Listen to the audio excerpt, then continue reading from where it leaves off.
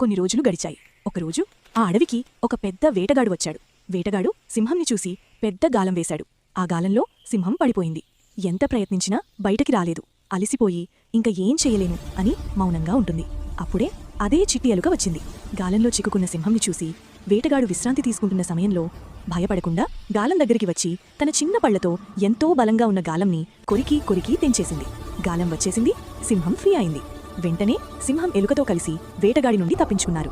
సింహం ఎలుకవైపు చూసి కన్నీళ్లు పెట్టుకుని నన్ను క్షమించు అని అన్నది. నేను తప్పుగా అనుకున్నా. ఇంత చిన్నగా ఉన్న నువ్వు నాకేం సహాయం చేయగలవని. కాని సహాయం చెయ్యాలంటే బలం కాదు, తెలివి తేటలు ముఖ్యం అని నువ్వు రుజువు చేశావ్. ఎలుక నవ్వుతూ, ఆ రోజు నేను చేసిన అల్లరిని మీరు తట్టుకుని నన్ను ఏం చెయ్యకుండా వదిలేశారు కదా, ఆ రుణం నేను తీర్చుకున్నాను అని చెప్తుంది. ఎవర్నీ ఎప్పుడూ తక్కువ అంచనా వేయకూడదు. ఎంత బలమున్న సింహం గాలంలో చిక్కుకున్నప్పుడు ఏం చెయ్యలేకపోయింది. కాని ఆ చిన్న ఎలుక తన ఉన్న శక్తిని పూర్తిగా ఉపయోగించి సింహంని కాపాడింది. అందుకే ఎవరికున్న బలం, బుద్ధి అవసరమైనప్పుడు ఆ సందర్భంలో బయటపడుతుంది. చింటూ, నువ్వు కూడా అలా శివని ఏడ్పించకూడదు. శివకి ఉన్న చురుకు, బుద్ధి, బలంలో తనకి ఎవ్వరూ సాటిరాలేరు అని జానకమ్మ పిల్లలకి చెప్తుంది. ఇలాంటి కథలు మీకు ఇంకా కావాలి అంటే జానకమ్మ స్టోరీస్ని సబ్స్క్రైబ్ చేసుకుని ఛానల్ని సపోర్ట్ చేయండి.